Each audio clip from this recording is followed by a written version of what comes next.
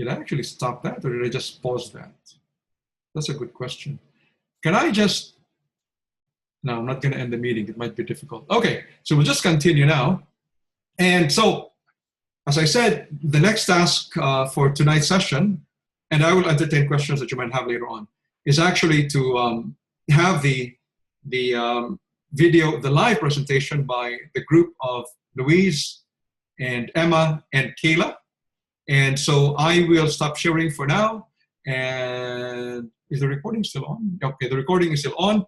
I would like to give the floor to Louise to do her presentation. And Louise, I'd like to remind you, you have 5 minutes to do the presentation, right? Yep. Okay, thank you. It's Lois, Manjo. Sorry, Lois. Lois, sorry. Yeah. I'm just trying to figure out how to share my screen. Just give me 2 seconds. It's actually my first time, Lois, to actually see, I've seen a bigger photo of you. Oh, really? Yeah. Yeah, I have my camera off a bit because I'm pregnant, so some days I just feel like shit. Okay. Okay. All right. Can everyone see my screen? Yes. Okay. 2 seconds. Okay, so the case tonight is Green versus Daniels, a 1977 High Court case, and I'm in a group with Emma Anderson, Kayla Nolan, and myself. Why won't it go to the next slide? Oh, there we go. Our case was regarding a 16-year-old young girl from Hobart named Karen Green. Upon finishing school, she visited the Commonwealth Employment Services Office and applied for unemployment benefits. Under the Social Security Act 1947, Miss Green was eligible. However, her application wasn't approved because the Director General had made a policy stating that school leavers were unable to claim the unemployment benefits until the commencement of the next school year. She was, in fact, eligible under Section 107 of the Act, which provides a person has to attain to the age of 16 years, but being male, not attain the age of 65 years, or being female, not attain to the age of 60 years. They had to reside in Australia on the date which they lodged the claim. They had to be a resident for a period not less than 12 months. They had to satisfy the Director General that they were likely to remain in Australia. And they had to satisfy the Director General that they were unemployed, and that this unemployment wasn't due to being a participant of a strike, that they were capable and willing to undertake work in the opinion of the Director General was suitable, and had taken reasonable steps to obtain such work. Like I said, she was told that she was uneligible until the next school year, and was given some forms and told to come back in February 1977, that's when the new school year commenced. She made numerous visits to the CES offices between November and February, and on each one of those visits made inquiries about current positions and if there was any vacant that she was suitable for, and she was told there was none. She also, during December, January, February, made efforts to secure employment by responding to advertisements and registered with 2 employment agencies, but all without success. This was also supporting her satisfying the last element of Section 107 of the Act. Miss Green fought the matter all the way to the High Court, claiming that she was entitled to unemployment benefits from the finalisation of the school year to the commencement of the next school year. So the legal issue was, would judicial review give Miss Green the outcome she sought if it was found that the decision maker was wrong in their determination? The court found that the policy made by the Director General was inconsistent set of criteria in accordance with the Act. Whilst it was the Director General's power to make guidelines in relation to the criteria, the guidelines were contrary to legislation and were not appropriate. the court didn't grant the remedy sought by Ms. Green. However, she obtained a declaration from the court as to what should have been the action of the Director General. In that being, the Director General should have considered all the circumstances and whether or not she satisfied all the criteria under Section 107. Regardless of the decision, the court was still unable to make a finding that Ms. Green was entitled to the compensation, and it showed that the court cannot overturn the original decision or substitute it for the decision of its own. It made a declaration that the department revisit Ms. Green's application, which the department did, and still found that Ms. Green was not eligible due to insufficient effort in gaining employment. The significance was that the courts can only return the matter to the original decision maker, and the courts can't review merit of their decision, only the lawfulness of the decision. And that's it. Thank you. So you did it in 44 minutes and 40 seconds. Thank you, Louise. Just in time. Thank you. So here we go. Let me check. Okay. So, Louise, I've got a question. Are you happy for me to provide feedback, or because I don't have to give feedback? I don't usually, but I could if you want, which can be helpful. As long as it's good feedback. My other team members are on, so they're watching as well. So they'll, I mean, when I give feedback, it's going to be positive feedback. So, yeah, then go for it. If it's positive, go for it. Very good. Okay, thank you. And I'm doing this for the purpose of, kind of being instructive to those who are watching this video. And so first of all, I commend you for the excellent way that you've presented. This is really one of your strengths, Lois. So very confident, you spoke very well, and your pace was of speech and delivery were just the right way. And, we picked it up, and I acknowledge that, the PowerPoint slides were very helpful to the presentation. Now, what I just noticed was that in terms of the time that you allocated for the presentation, you took up 3 minutes actually for the presentation of the facts. So that was kind of, too long just to present the facts. And I had suggested that we, in terms of the way we divvy up the time for a presentation, in the same way that we talk about the case out assessment, we try to do it in terms of the weighing of the marking rubric. So I would have suggested that, the facts should probably not take more than 1 minute and 30 seconds, although that's not easy to do. But I mean, 3 minutes may have taken too long, because what then happened, because you ended in 4 minutes and 40 seconds, you devoted 1 minute and 40 seconds to discuss the issue, to discuss the decision, and to discuss the importance of the principles. So that's one. I mean, but as I said, you did really well, okay? I just want to highlight a few things. So you did really well. Yeah, thank you. Now, the other thing that I'd like to point out, as far as the facts were, when you did the presentation, was that there in the second line, you had said that under the law, the applicant was eligible under the law. That was there in your second PowerPoint slide. I don't think it should have been there, because that is in fact, part of the legal question. One of the legal question was she actually eligible under the law? And that it was right there, because if she was eligible, then what are we even talking about? So I think the way it could have been phrased was that, this is the law. She seems to have met the criteria under the law. Potentially she qualifies, but she was turned down. So that could have been the way that, that could have been phrased. So that's in relation to the facts. That's really helpful. Thank you. Thank you. So again, this is just instructive. I'm just doing this, for the purpose of, the others will be watching this, because I'm sure they want to be able to watch this. And this is really helpful, the way you've done the presentation. Now, you did, the issue was well phrased. That was correct. I have no issue with it. There was one other thing, though, that could have been improved, and this was in relation to the articulation of the rule and the decision. It was there in the PowerPoint slide where you had said that even though the court decided or felt that there was a mistake on the part of the decision maker, but they couldn't grant the remedy that was sought, which was to award or to grant the benefits that were sought, mainly because the court cannot substitute, you know, its own decision for that of the decision maker. And that is correct. Okay.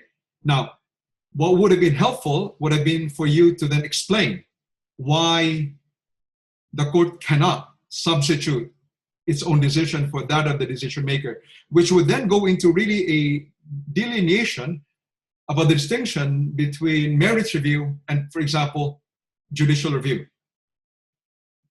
Okay. Now, so having said that, you know, the way you talked about the importance was fantastic, and I would say that this was a great presentation. I would give it 5 out of 5, having, you know, pointed out some, you know, some areas of improvement. And so this was a great presentation you did, Lois. Really well done. And I'm just hoping that, you know, the comments that I gave, you know, can be taken on board by the rest of the class, so that, you know, in future, when you do your presentations, they can be as good as that, or as great as that given by Lois tonight. Okay. Thanks, Manjo. Feedback was appreciated. Thank you. Thanks as well for, you know, the openness to that, because I think it could be very helpful. Okay. Any questions before we then proceed to tonight's session about law, fact, and evidence? We're all good? Okay. So it's 7:04. We're not that late in terms of, you know, beginning on time to talk about law, fact, and evidence. And I thank the 20 students who have joined tonight's session, because the more students there are, oh, that's right. Okay. Okay. So I got the message. Thank you. Thank you, Kayla, as well as, you know, for allowing me to provide some feedback. Now, so where was I? Kind of got lost there. Okay. So we're going to be talking about law, fact, and evidence. If you happen to have any questions, you know, feel free to ask them during the drop-in session. And oh, what I wanted to do was actually to say that thank you to the 20 students who are here tonight to join tonight's session. I always like it better when there are a lot of students joining the session. So tonight we're going to be talking about law, fact, and evidence. And this is a crucial topic, because if we recall, we will recall that a key demarcation between judicial review and merit review is actually the fact that merit review enables not just a review of the law. So merit review actually reviews the law, but at the same time, it permits a review of the facts. Whereas, as we know, when you speak of judicial review, it is limited to an examination of the law. So it's all about errors of law, questions of law, and it is not about examining the facts. Okay, so this is just a refresher. Now, it's not actually, that kind of delineation, as the courts have said in many cases, is actually not so cut and dried. It is actually a very elusive delineation, as we will shortly see. And so that's why we're going to be examining the notion about law, fact, and evidence, because in many cases, what appears to purely be a question of fact actually intrudes into the area of law. And what may appear to be a question of law actually involves a question of fact, which means therefore that courts shouldn't be touching on, you know, that particular topic. So I think this is a very important question, and if I'm not mistaken, there is going to be a question in the final assessment about this topic. So I'm highlighting that. So it's when we go through these problems, you will see this a bit more complicated than it appears from, you know, what we know. So after studying this topic, you should be able to discuss and explain no evidence as a ground for judicial review at common law, as well as under the ADJR Act, and then the rules of evidence and fact-finding by administrative tribunals. So we have actually 5 problems, well, 4 problems and 1 other question, which is kind of a problem tonight, and I'm hoping that we will be able to cover all of them. So let's begin with problem 1.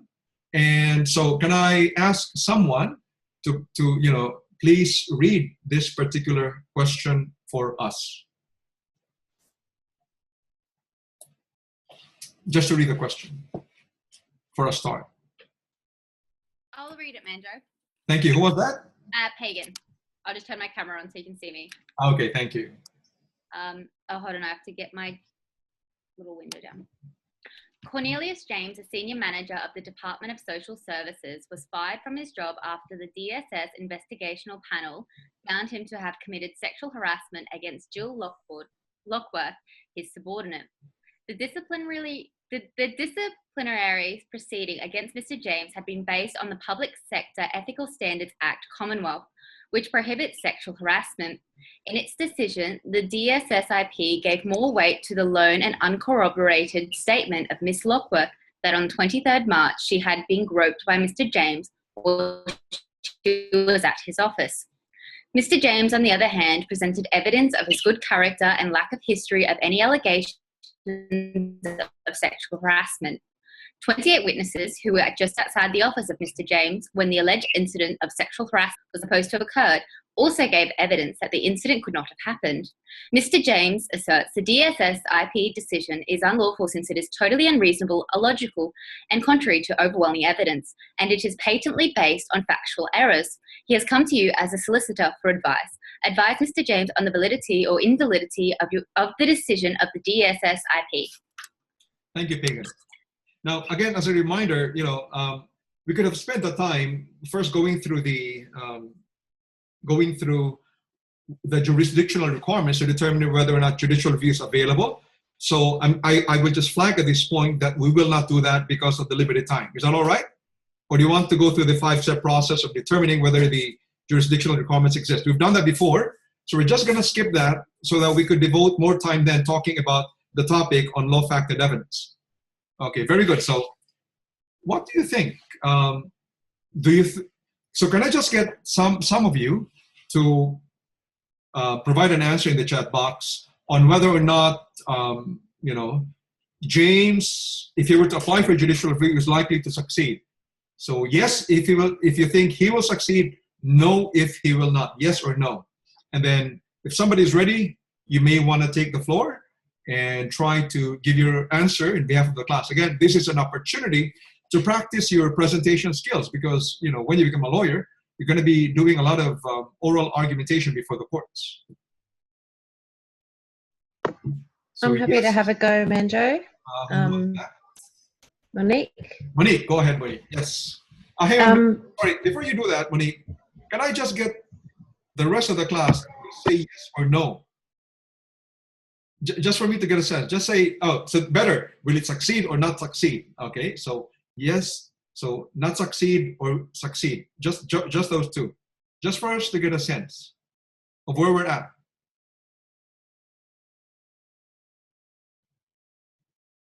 Very good. And as Monique continues to speak, you can continue to provide an answer. Very good. Monique, yes, please.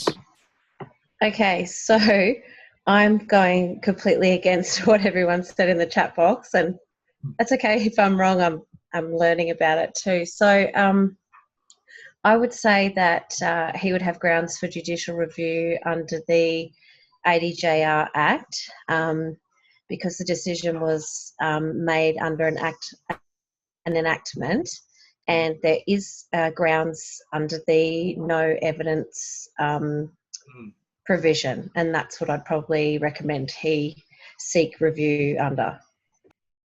Okay.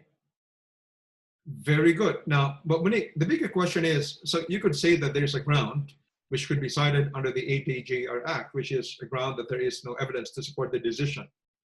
But the question is he likely to succeed if he were to apply for judicial review? As the lawyer, what would you advise Mr. James? Is he likely to succeed if he were to apply for judicial review on the ground that there is a lack of evidence to support the decision under the ADJR Act? I would say, yeah, he'd have a good chance of success. Her claims are based on one statement, which was given weight.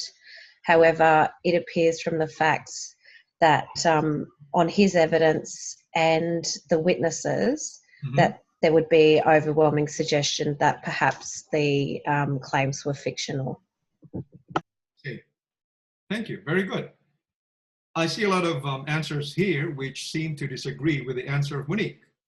Would anyone care to Speak up.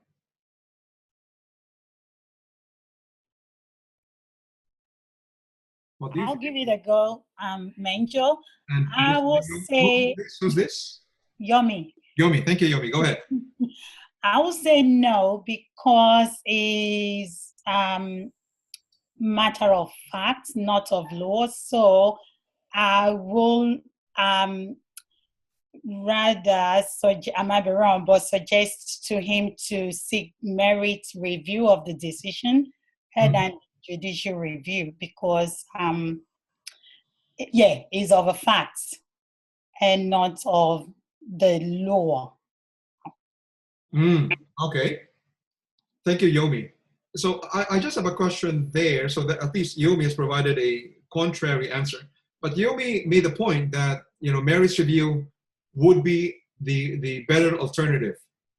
What do others say about that? So could, if you were the lawyer, would you advise Mr. James to apply for merit review instead of judicial review? And why or why not?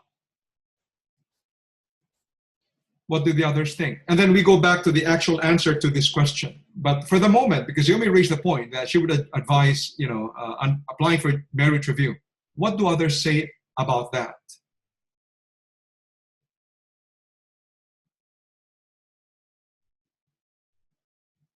What do you think? Would the merits review just be on the basis of trying to corroborate that story that the DSSIP have used or have given weight, I suppose? Is that where she's headed with it? I think so. I think that's what Yomi was saying. My question is merits review with the AAT actually open to Mr. James? That's my basic question. And then we're going to go back to the actual answer to this question. I just want to go back to that issue about jurisdiction of the AAT because that was raised by Yomi. From Emma. Emma, can you elaborate on your answer here? You're saying something about not unless it's specified in the Act. What does it mean? So, Manjo, my understanding is that in order for a merits review to be allowed, it has to be under enactment from the Act, and the Act has to specifically say that it can be reviewed in the tribunal. Very good. So that is a crucial point. Let's not forget, okay? That is a very crucial jurisdictional point, as correctly pointed out by Emma. If we're thinking of advising a client to apply for merit review under the Administrative Appeals Tribunal Act of 1975 Commonwealth, it is a requirement that the administrative decision must have been both made under an enactment and that particular enactment provided that an application for review can be made with the AAT. Without that second provision, the AAT does not have jurisdiction to undertake merits review. So let me repeat, for the AAT to have jurisdiction to undertake merits review, the administrative decision must have been based on an enactment, and secondly, the enactment itself must provide that an application for review can be made with the AAT. Okay, so we've done that. Very good. Let's go back through. Thank you. Let's go back to the question now. So there was a disagreement here. I kind of, can somebody just follow on with what Yomi said, that judicial review is unlikely to be successful? Can somebody pick up on that? Can I just say, Manjo? I'm sorry, I seem to be unable to identify. Kathleen, go ahead, Kathleen. Okay, my understanding is that there has to be an absence or lack of evidence, or it has to be a serious irrationality or illogicality of the decision, and I don't think this actually applies. Very good, Kathleen. That is the correct answer. That is the correct answer. So if you follow the case of Minister for Immigration versus Eshatu, it is insufficient that to say that there is an error of law simply because the overwhelming evidence seems to suggest a different decision. Under the facts, there is evidence, and the evidence is coming from Ms. Luckworth herself. There is evidence. We cannot say that there is no evidence. Ms. Luckworth has testified that she has been groped. even if 28 other people said that that has not happened. So in other words, it was open to the decision maker. It was open. You cannot say that it's impossible for you to reach the decision, right? It was clearly open under the facts for the decision maker to arrive at the decision that this in fact had happened. So there is evidence. So the requirement there, if we look at the ADGR Act, is that there must be no evidence or a lack of evidence to support the decision. Here, there is obviously evidence to support the decision, and that is the evidence from Ms. Luckworth. Questions before we move on to the next question? Very good. Okay, so the next question will be quite similar, but we're just going to complicate things about, lack of evidence. Can I have someone, please, to read problem 2 for us?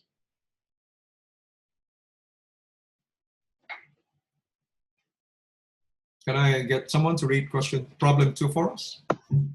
Sure.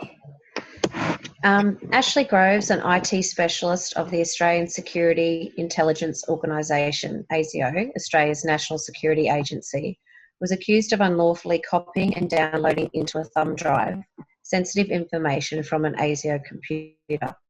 At an internal disciplinary hearing, evidence was received from at least 10 ASIO personnel that at the time and day, a Sunday, of the illegal download of information, Groves was the only person in the area in which a computer had been accessed to illegally download the information. Following this evidence, the Internal Disciplinary Hearing Board decided that Groves was more likely than not to have committed the illegal download of information and consequently terminated her employment. Groves has come to you for advice. What advice would you, as a solicitor, give her? Okay, I'll give you a few seconds to think about this, because this is a new problem which I wrote and which wasn't in Moodle. Just have a look, think about it, especially in light of the first problem that we discussed. I think this was similar to one of our constitutional exam questions, Manjo. Oh, is it? Who's saying this? Lois. Lois. I reckon I recognise similar. It's not exactly the same, but I reckon there was something similar. Okay. Maybe in Go our ahead. constitutional. Okay.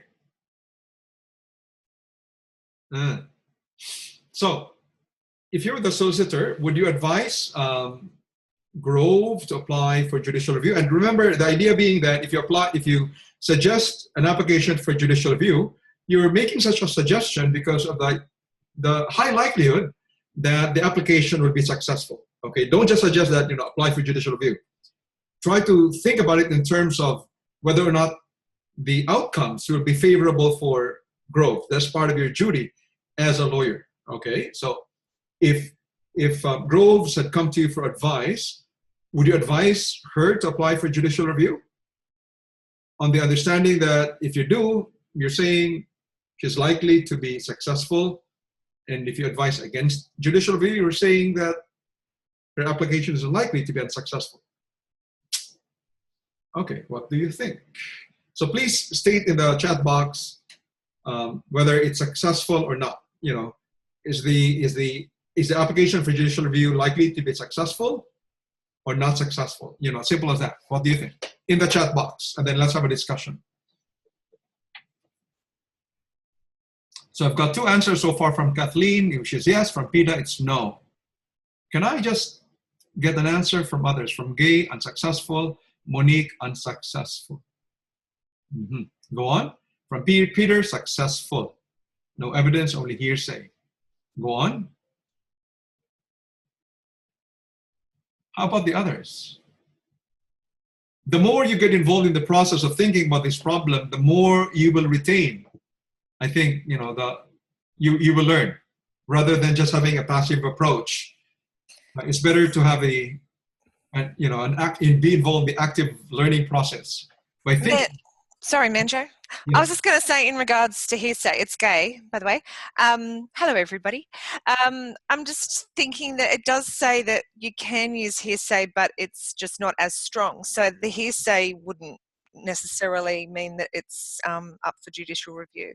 Very good. That is also correct. So Gay has correctly stated the rule that as far as, hang on. Yeah. So as far as the administrative decision maker is concerned, they are not really bound by the rules of evidence, which are followed strictly by the court. So as far as we know, as far as administrative law, the administrative decision maker is permitted, is not required to follow the rules of evidence, and therefore, the decision maker can accept or admit hearsay evidence as evidence, and it will be evidence.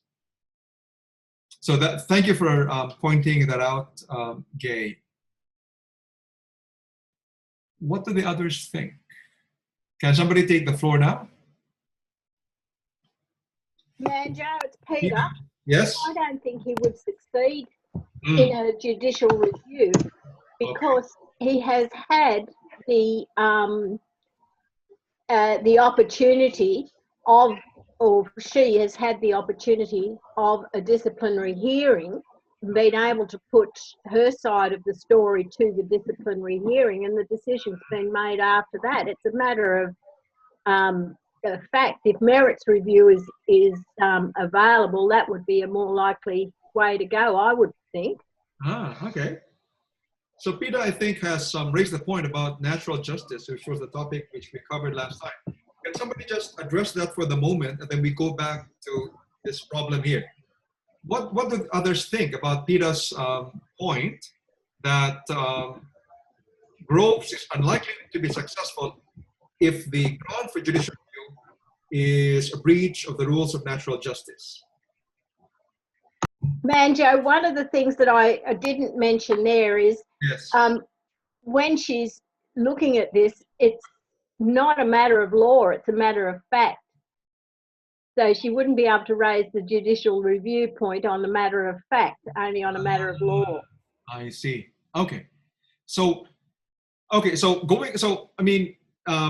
again, just as a reminder, be very wary in your answers about being able to identify the legal issue, the correct legal issue, because if this had been framed as, whether or not if it had been framed in such a way that the legal issue in this problem is whether or not Grove's right to natural justice had been breached, the obvious answer would be no, it wasn't. And therefore, you're going to say, therefore, I advise her not to apply for judicial review. But that is not actually the legal issue here. The legal issue is if on the basis of the evidence, it can be asserted that there is a ground for judicial review on the ground that there is a lack or absence of evidence, or that it involves a question of law, at least. Just a quick question, Manjo, on that. I think I might have discussed this with you before in another forum, but in regards to pinpointing a legal issue, yes.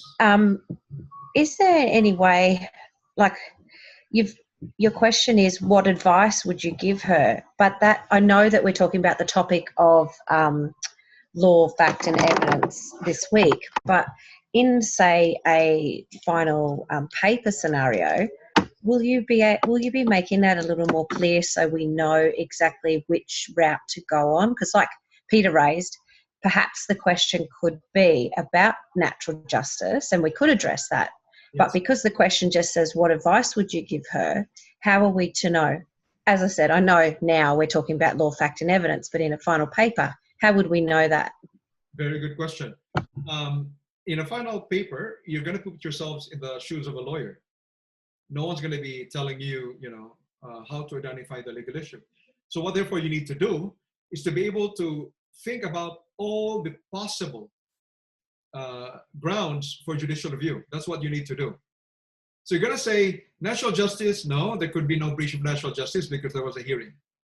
And, as you tick them off, and we're going to be talking about Westbury and reasonableness later on, you're probably going to say, no, this isn't Westbury and reasonableness because Westbury and reasonableness involves an instance when no reasonable person could ever arrive at that possible decision.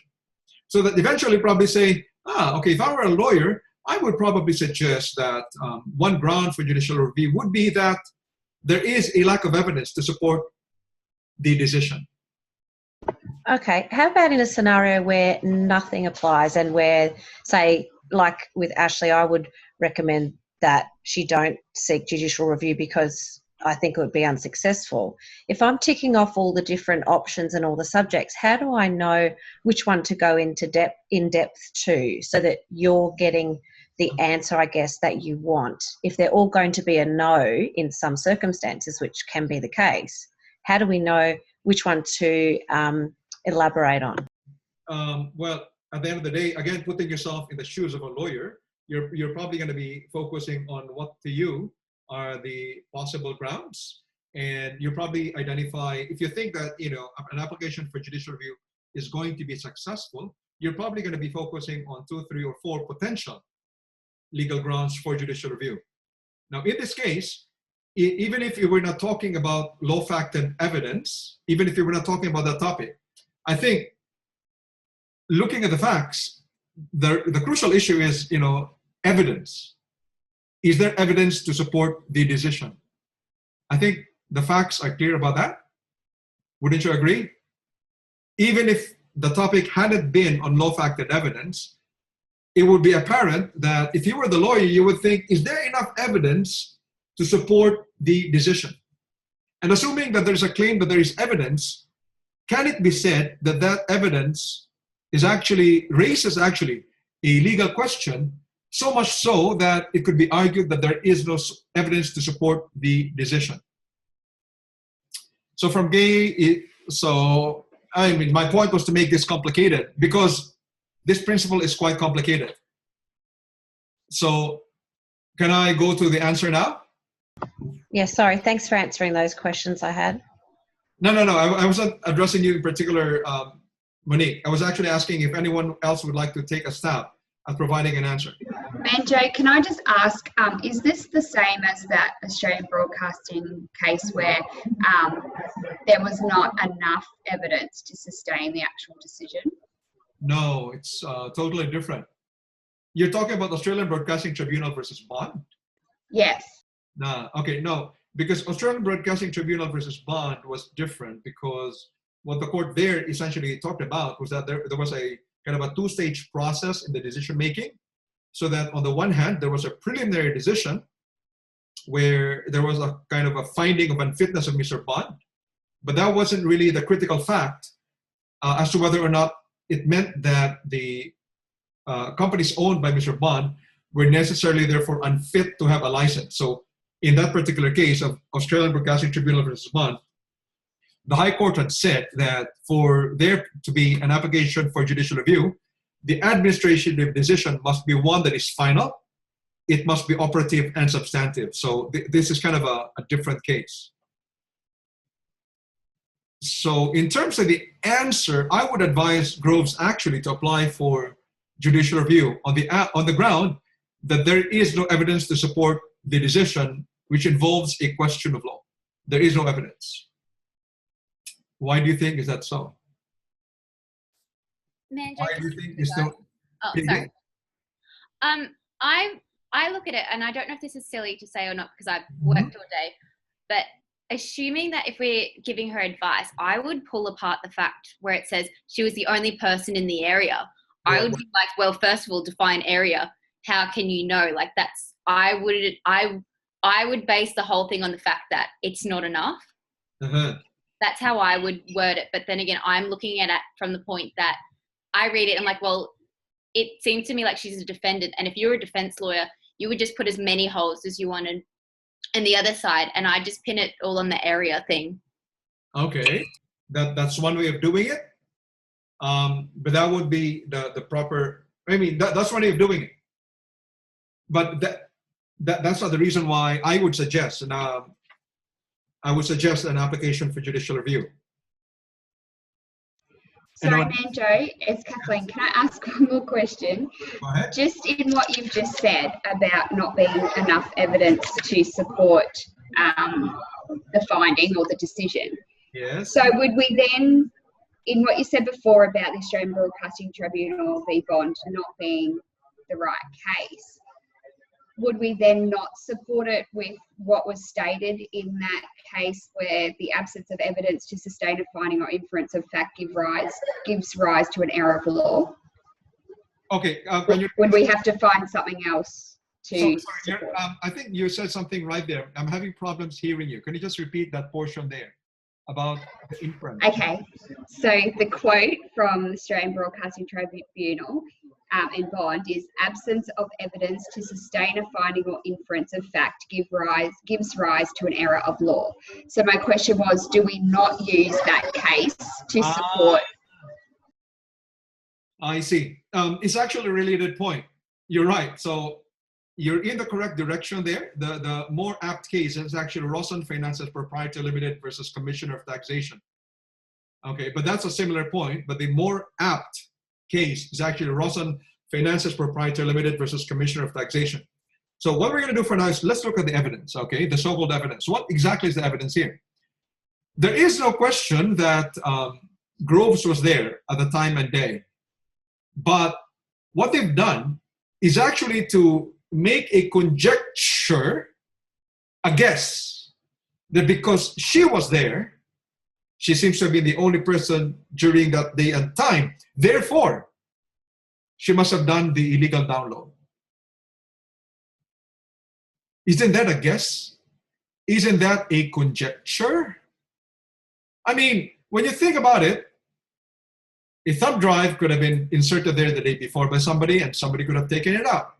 But there is no evidence to show that she illegally downloaded the information in a thumb drive. So what the case said in Rawson Finances Proprietary Limited versus Commissioner of Taxation is that we make a distinction between conjecture as opposed to an inference.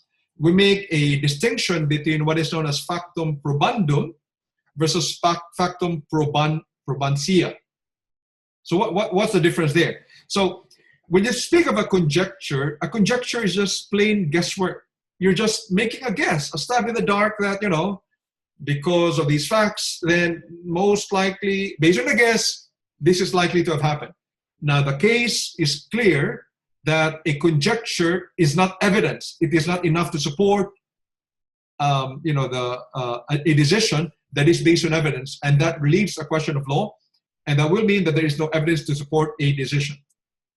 Are we clear so far about conjecture? It is a guess. So a guess or a conjecture means that there is no evidence. What is an inference? Or sometimes, you know, if you look at circumstantial evidence, what's the difference? An inference, on the other hand, means that you have certain evidence, but on the basis of that evidence, it logically leads you to conclude that this is likely to have happened next. So there is a logical leap you can make, a logical jump you can make on the basis of prior evidence. That prior evidence is what is known as factum probantia, or I don't know how that's pronounced, to lead to the factum probandum, which is to determine or to arrive at a conclusion whether or not there was an illegal download of an information. So there's a difference between conjecture, there's a difference versus making an inference on the basis of prior evidence, of a priori evidence, or evidence prior to the act. Here, all we have is a conjecture. Did you see the difference there? Very good. So that's the case of Rawson versus Finances Proprietary Limited versus Commission for Taxation. In that case, there's actually no evidence because what we have is mere conjecture based on the information that of person saying that she was there. That cannot possibly lead to an inference that Groves therefore was most likely to have illegally downloaded the information. Questions so far before we continue? Very good. So Monique, I see the distinction now. Very good. Very good. Question, we're good? Okay, let's proceed to question 3. Can somebody, problem 3 rather, or question 3, can somebody read this question for us?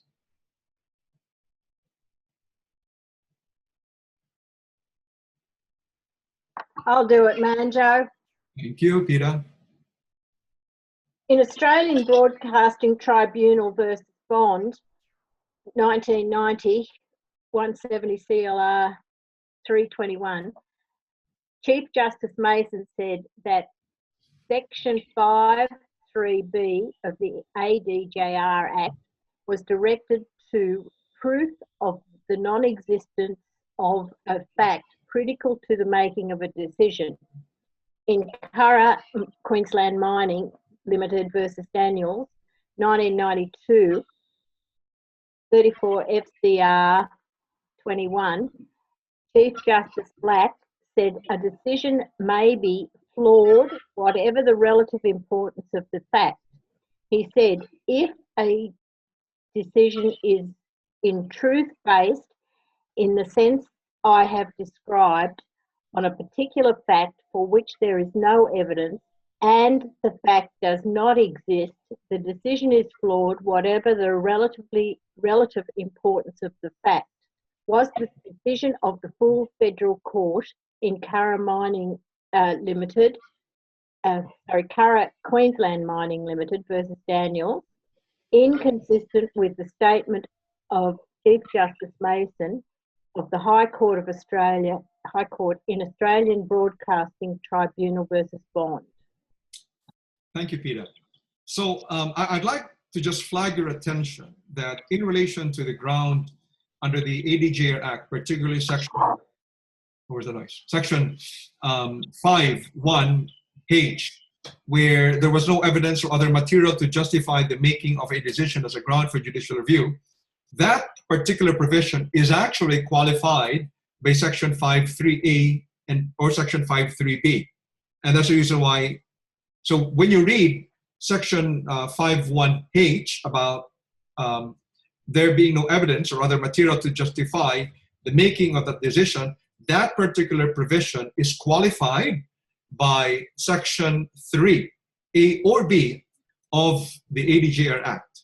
Okay, and under that particular provision, it said that the ground specified in paragraph 1H shall not be made to take out, shall not be made to be taken out unless the person who made the decision based the decision on the existence of a particular fact and that fact did not exist. So if a decision is based on a finding of a particular fact, but that fact actually did not exist, even assuming that there were other evidence, but what was critical for the decision was a finding on a particular fact and that fact did not exist, that will mean that there is no evidence to support the decision. So let's repeat. You know, when there is a hearing before an administrative decision maker, there are sorts of evidence that are submitted. Not all those evidence that is submitted or the factum probantia will be important. Some of them will be important, some will not be in terms of supporting or arriving at a decision. And sometimes we don't really know when a decision was made, what was the basis for that decision. But on the assumption that we are able to isolate the evidence that was cited by a decision maker to support the decision, it then raises the question whether or not that fact actually exists. That fact, which was the basis for the decision, actually exists. So I make that distinction because you might get confused in the sense that there are all sorts of decisions saying this, okay, but actually the basis for the decision was just this particular fact. Are you getting me so far? And so the focus of the question for the judicial review is, what was the fact that was actually the basis of the administrative decision? That's the focus. Because if that fact that was critical to the decision actually does not exist, then that is when you can say that under section 5(1)H, there is no evidence or other material to support the making of the decision. Clear so far? Okay, so that's what Chief Justice Mason said in Australian Broadcasting Tribunal versus Bond.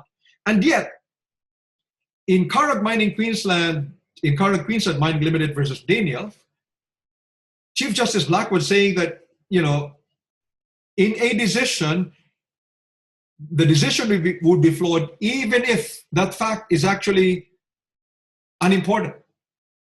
So if he says, if a decision is in truth based in the sense I've described on a fact for which there is no evidence and the fact does not exist, the decision is flawed whatever the relative importance of the fact. So even if the fact is not very important, but if the decision was based on that fact, the decision would still be flawed. So the question is there an inconsistency? between the two cases? Can you even notice the distinction between the two cases? Manjo, can I Yes. just ask? I'm not sure if I've interpreted this correctly, but what I gather from both cases is that if a fact has influenced the decision in any way, Mhm. then it's important, and it doesn't, there's no sort of scale or hierarchy of facts. If the fact has influenced the decision in any way and it didn't exist, then there's a problem. That's right. So, but I would not use the word regardless of important, because Chief Justice Black said that some can be important, some are not. The crucial point there is critical. Is that fact, regardless of its importance, critical to the decision? So a fact can be unimportant or relatively unimportant, but that unimportant or relatively unimportant fact was critical to the decision. If so, then it can be argued that there is no evidence or other material to support the decision. So there is no inconsistency. So when an administrative decision is made on the basis of certain facts, or on the basis of a fact which is critical to the decision, and that fact is actually does not exist, even if that fact is actually relatively unimportant, but because it was critical to the decision, and that fact actually did not exist, then it can be argued that there is no evidence or other material to support the decision. So again, I was highlighting earlier that in terms of reading Section 5.1h of the ADGR Act concerning no evidence or other material support the decision, that particular provision is qualified by Section 5.3a and b of the Judiciary Act. From Kathleen. Okay, no, because there were, okay. Kathleen, I'm not sure I understand what you're saying here. Oh, good, just ignore me. Okay, okay, so was that clear? So the principle here we need to remember is that in any decision, the decision maker, the administrative decision maker, always faces all sorts of evidence, right? Some of the evidence, if you were to be judged, put yourself in the shoes of a judge, all sorts of evidence is submitted to you. Some of them will be important, some will not be, some of them you will consider, some of them you will not. But at the end of the day, you're likely to arrive at a decision on the basis of certain facts, which you think are critical to arriving at a decision. And some facts, therefore, you ignore. Now, the point, therefore, is when you arrive at a decision on the basis of certain facts which were critical to you arriving at the decision, the basic question then is, in relation to those critical facts, regardless of whether or not they were important, do they exist or not? Because if they do not exist, then there is a ground under Section 5.1h of the ADGR Act that there is no evidence or other material to support the decision. So we're clear? Yep, very good from Mira. It could be a small factual link in the chain of reasoning and not seen as important, but it could critically contribute to the decision. Fantastic, Mira. So Mira got it there correctly, citing the case. Very good, thank you.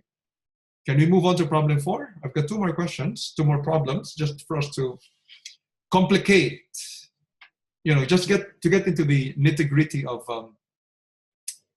the law-fact distinction. Can I ask someone to, Mira was suggesting, can we have an example? I'll go back to that, Mira, in a short while, but I want to go to problem 4 and 5. We can go back to that in a short while, citing the case of Cara Queensland Mining Limited versus Daniel. But I'd like to move to problems 4 and 5 for now, okay? But remind me, we'll go back to the example. Okay, can somebody read question 4 for us, please?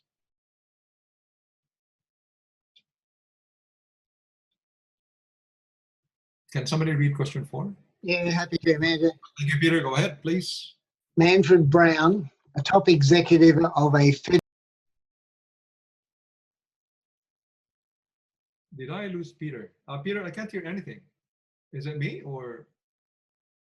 Can you hear Peter? No, I think he's muted himself. Oh, yeah. Peter, you might have muted yourself. I may have. Yep. Can you hear me now? Yes, yes. Okay. Manfred Brown, a top executive of a federal government agency, was dismissed from service after an investigation and internal disciplinary hearing found him guilty under the Work Safety Act, Commonwealth, of bullying Anwar Olama, his subordinate. The Act provides that bullying is repeated verbal, physical, social or psychological abuse by an employer, manager or superior of an employee or subordinate at work. At the disciplinary hearing, 5 witnesses testified that during an office meeting in November, Brown had, in front of many other employees and managers, shouted at and made racist remarks against Olama, who is of Middle Eastern descent.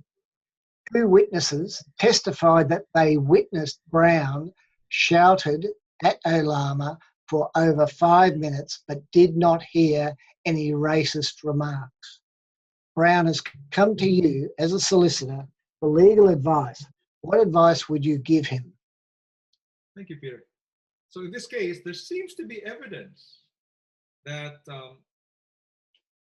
Manfred Brown did something. What do you think? Kathleen was saying no evidence of repeated abuse. Go on. What do you think? What advice would you give if you were the solicitor? There appears to be evidence, obviously. A lot of people testify. I mean, 5 witnesses testified that the event actually happened. So is there a ground for judicial review?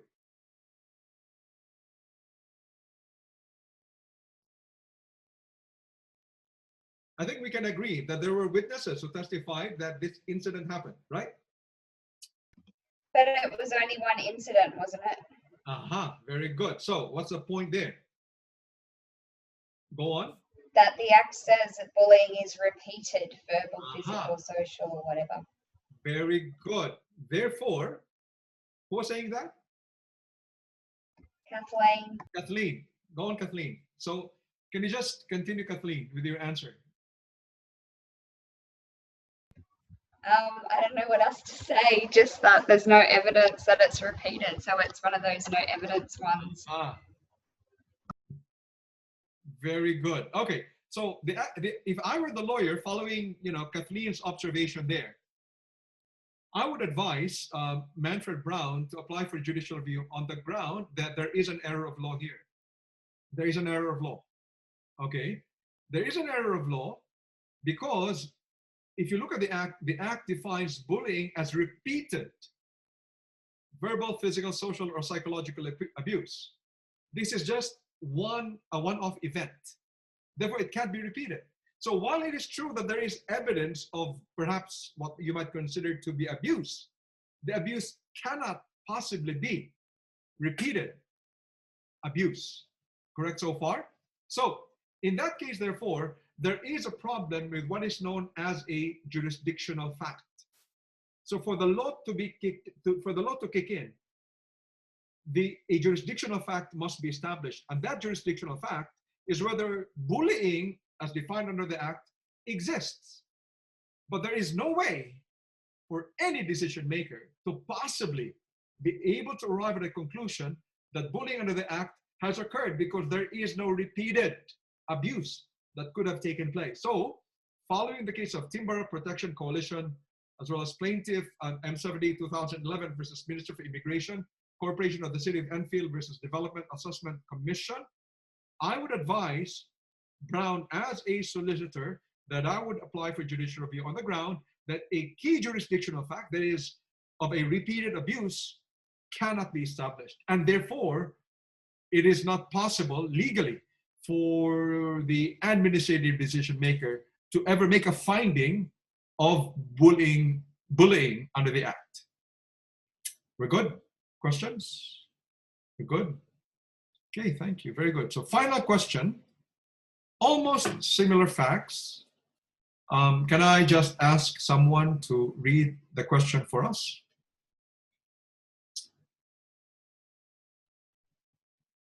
Very similar. I just actually removed the word repeated. Do we need to read this or not? We know the facts? Yeah, don't need to read it again. What I did was, if you look at the law, it says the act provides that bullying is verbal, physical, social, or psychological abuse by an employer. I removed the word repeated. We know that, commonly we know what bullying is. Bullying is repeated behavior, right? We know that, correct? I mean, that's the way we define it, as we understand it. But here I removed purposely the word repeated, just to, again, highlight a key point. So now, under the Act, under problem 5, I've removed the word repeated so that the Act provides that bullying is verbal, physical, social, or psychological abuse by an employer, manager, or superior of an employee, or subordinate at work. Okay, so nothing else has changed. Brown has still been found guilty of bullying under the Act. Now, the relevant question is, that finding of bullying, can that be subject to judicial review on the ground that it involves a question of law rather than a question of fact? So, because we remember that if it is a question of law, it cannot be the subject of judicial review, generally. So, knowing that, the question is, because we've now removed the word repeated, if you were the lawyer and the question that Brown comes to you is, can I apply for judicial review on the ground that the finding actually, the decision actually, does not just involve a question of fact, but actually it involves a question of law? That's a question of Brown. What do you think? Does this involve a question of law? Does the decision involve a question of law, or does it involve a question of fact? That is my question.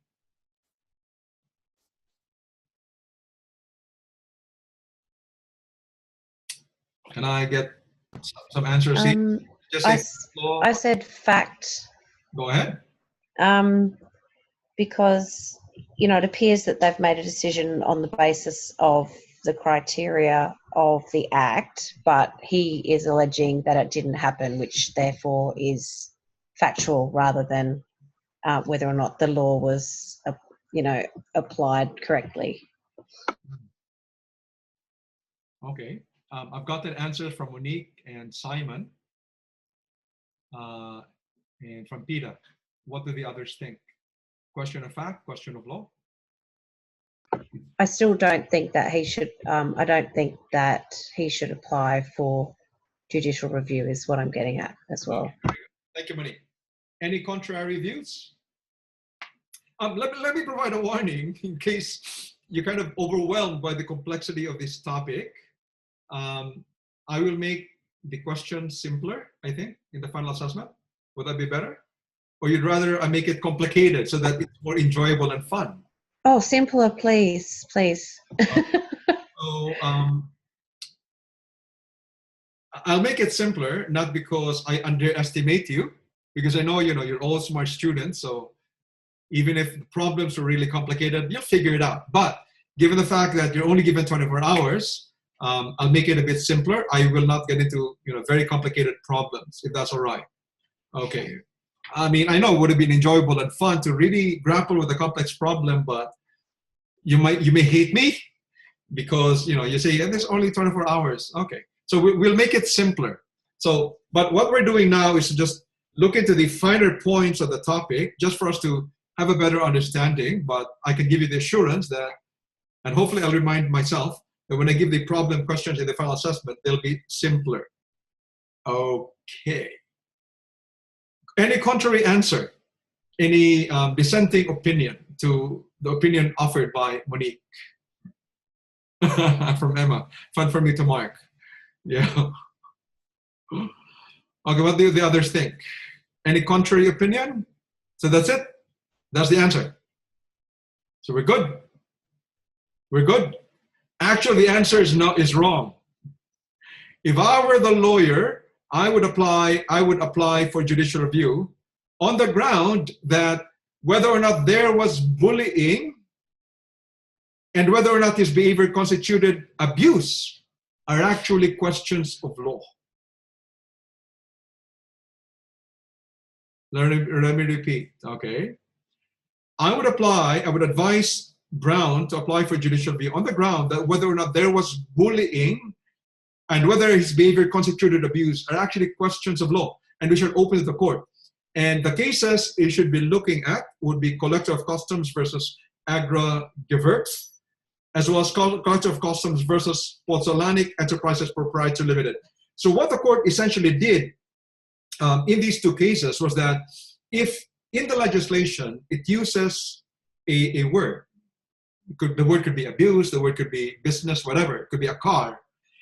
If on the basis of its ordinary meaning, it could be understood that that is what it should be based on the ordinary meaning, based on what we know or based on the dictionary definition, then it is a question of fact, and it is not open to the courts. But sometimes terms such as business, or terms such as running a business, or terms such as a car or a vehicle, and what is involved is a limousine. These actually involve questions of law, mainly because they might have a technical meaning, or because they might actually have a legal meaning, which then means that these involve questions of law. Okay, so those are the two cases there. Collector of Customs versus Pozzolanic Enterprises and Collector of Customs versus Agra Gewürz. Questions? So, yeah, abuse has a legal meaning. That's why it is a question of law. Okay, questions? Can I just ask Manjo? Yes? Is that because the term abuse has very specific legal meaning where, I don't know, he was like fear for his life, like verbal abuse? Is that where you're going with that? Yes, I mean, not just me, but what the court would be going is that when you speak of the concept of abuse, it's likely to be a technical term. Immediate and immediate danger or. Yeah, and because it is a technical term, it probably requires some judicial interpretation. Because actually, what the cases will also tell us is that in relation to the process of an administrative decision maker arriving at the decision, he actually goes through a four-pronged process.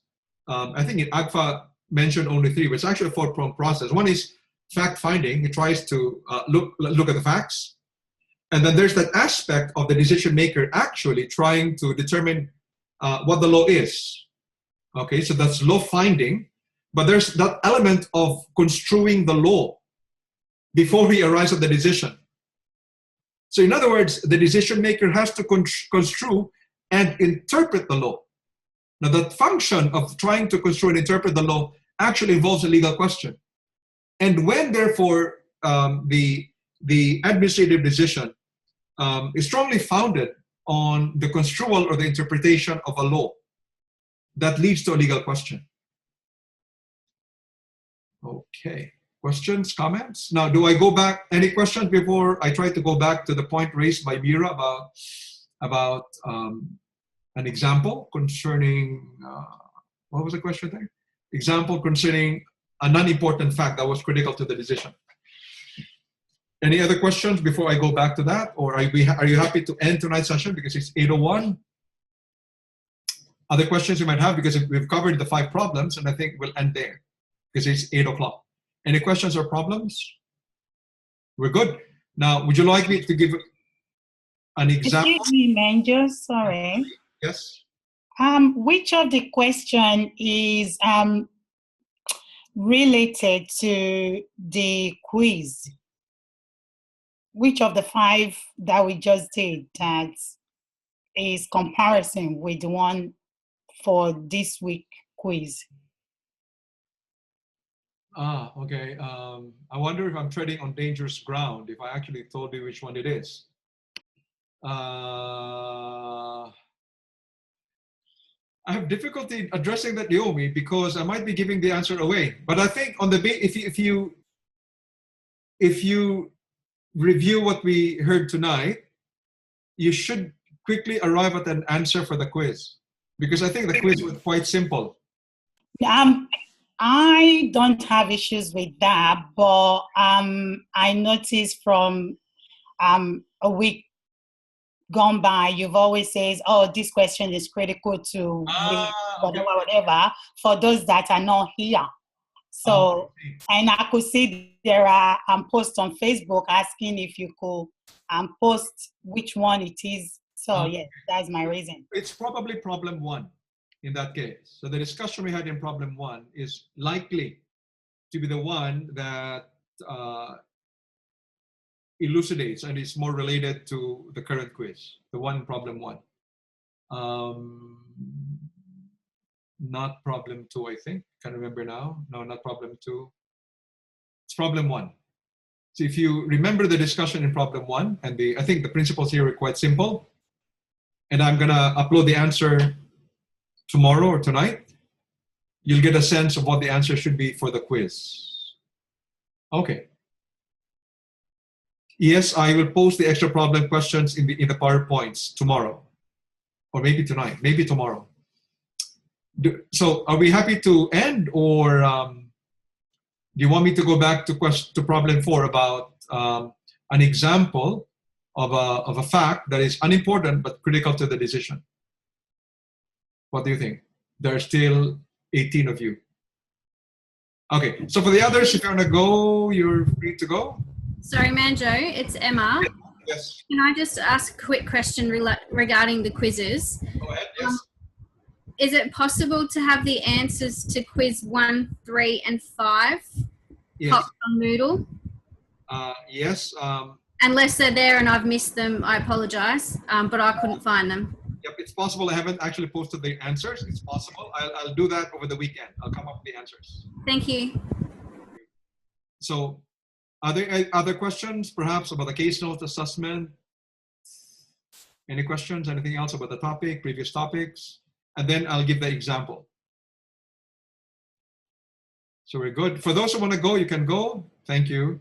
Now, okay. So going back to the question about Carrog Queensland Mining Limited, that particular case revolved around the question of whether or not it was possible for Carrog Mining to not have to pay certain customs duties on the importation of a mining equipment. And as far as the law was concerned, it would be possible to apply for an exemption from payment of the customs duties if it could be shown that there was no way for the company to avoid having to acquire that particular equipment at that particular time. So are we clear about the facts so far? So if it could be shown by the applicant asking for an exemption from the customs duties that mining equipment needed to be acquired at that particular time, then an exemption from customs duties could be applied for from the collector of customs. Now, the collector of customs, however, denied the application for exemption on the ground that it was actually open to Carrog Queensland Mining at the time to renegotiate with its suppliers or with its customers for the delivery of its products, pending the importation of the mining equipment at some other time. So if the mining equipment were to be imported at some other time rather than at that particular time, then that particular mining equipment would have been would have been exempted from customs duties. So that was the point. And the court held that it was actually not open to the collector of customs to have said that it was open. It was not actually open for the collector of customs to have arrived at the view that the Carrog Queensland Mining could actually have renegotiated with the supplier. That was not a very important fact as far as the evidence was concerned. Whether or not it was open to Carrog Queensland Mining to. Bye, Luis. Thanks for a great presentation, by the way. So. So that was actually a minor fact, whether or not it was open for them to negotiate, because it had nothing to do with equipment when you think about it. But because the decision of the collector of customs was premised on the likelihood or the ability of Carl Queensland Mining to renegotiate with its supplier to deliver the product at a later time, so that they could just then deliver the equipment at a later time. That particular fact was critical to the decision, even if it was actually not important in the factual circumstances. So in that case, that is an example of a fact that's critical to the decision, although it wasn't really a very important factual matter. So the claim, as pointed out by Mira in following that case, was that it was difficult to delay the delivery because they would be losing money. If they delay the purchase, they would end up losing money. So that was the decision. Okay, so we're good. Any questions? Other questions, comments before we end tonight's session? We're good. Okay then. So thank you very much for attending tonight's session, and all the best in your case notes assessment. I'll see you again next week. Good night. Bye everyone.